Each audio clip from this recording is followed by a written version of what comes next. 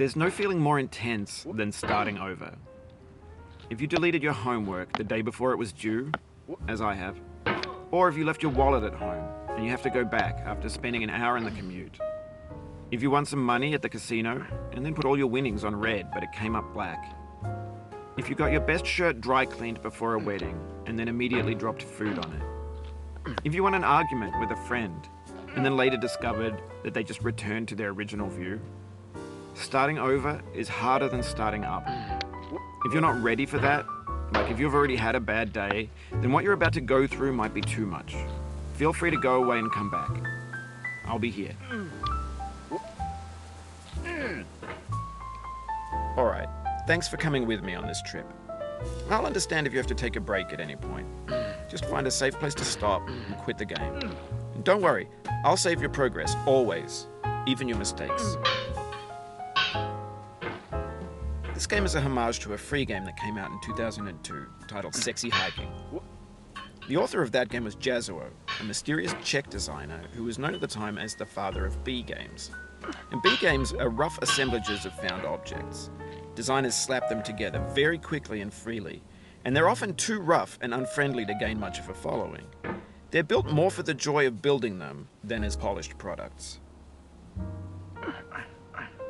In a certain way, Sexy Hiking is the perfect embodiment of a B game.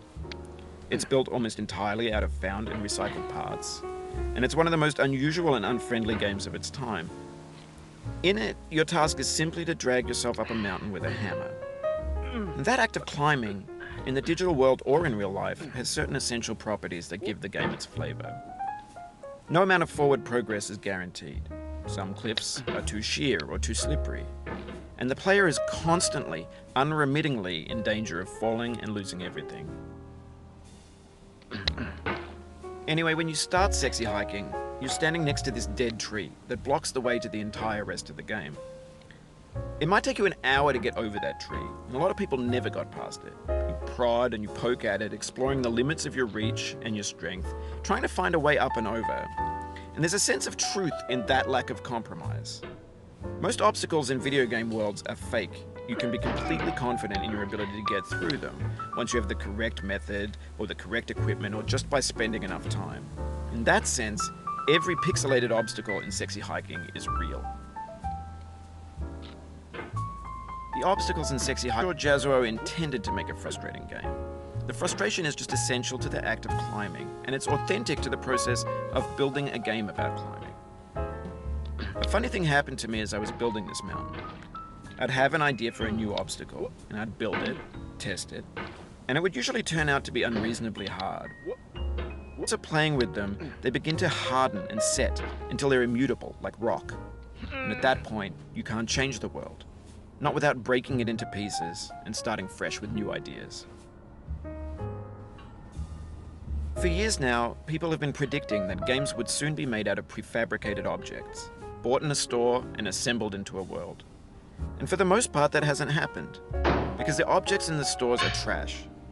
I don't mean they look bad or that they're badly made, although a lot of them are. I mean they're trash in the way that food becomes trash as soon as you put it in the sink.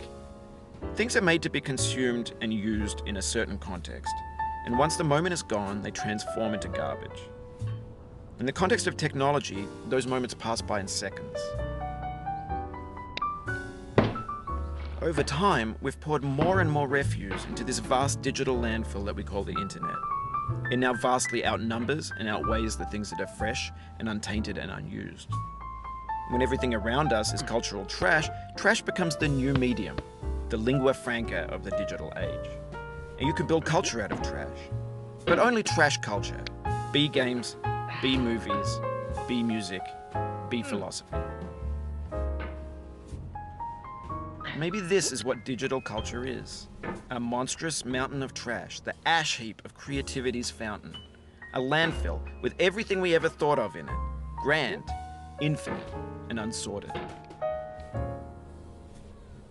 There's 3D models of breakfast, Gen X's fanfic novels, scan magazines, green screen Shia LaBeouf, banned snuff scenes on LiveLeak.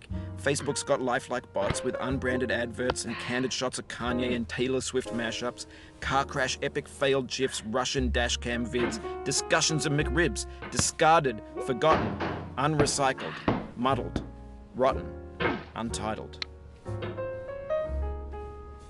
Everything's fresh for about 6 seconds, until some newer thing beckons, and we hit refresh. And there's years of persevering, disappearing into the pile, out of style, out of sight.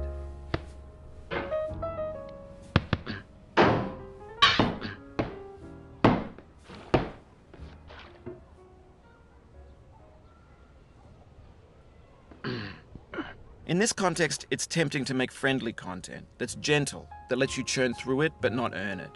Why make something demanding if it just gets piled up in the landfill, filed in with the bland things? Oh, you just lost a lot of progress. That's a deep frustration, a real punch in the gut.